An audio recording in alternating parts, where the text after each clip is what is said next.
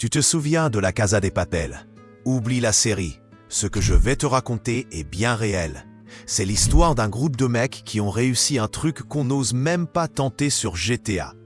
Ils ont volé 70 millions de dollars. Sans masque, sans fusil et surtout sans alarmer personne. Bienvenue dans l'histoire complètement folle du casse du Banco Central du Brésil en 2005. Tout commence dans une ville tranquille du Brésil, Fortaleza. Pas la capitale, pas Rio, non. Un coin plutôt discret. Et justement, c'est parfait pour notre bande de braqueurs. On est en juin 2005.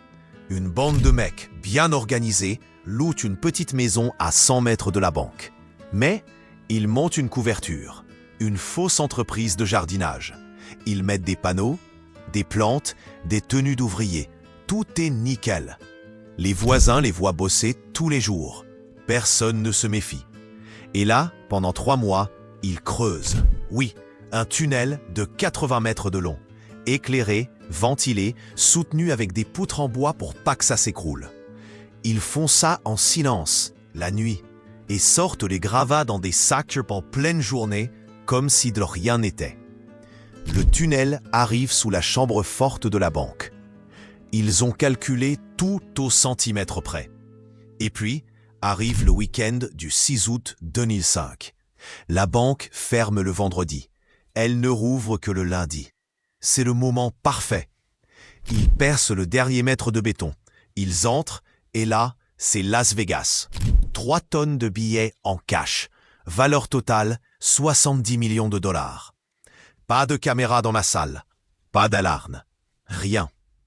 Ils remplissent des sacs, ils ressortent par le tunnel et s'en vont, tranquillement, comme s'ils avaient passé un dimanche à jardiner. Le lundi matin, les employés ouvrent la salle des coffres et trouvent un trou béant dans le sol, et surtout, plus un billet. C'est le choc. Les médias s'enflamment, la police lance une enquête massive. Quelques semaines plus tard, ils réussissent à arrêter une partie de l'équipe, mais le cerveau du casse a disparu, et une grande partie de l'argent aussi. On ne saura jamais combien exactement. Certains disent qu'il vit quelque part, tranquille, avec des millions planqués, peut-être sur une plage, peut-être dans un autre pays, peut-être même qu'il regarde cette vidéo.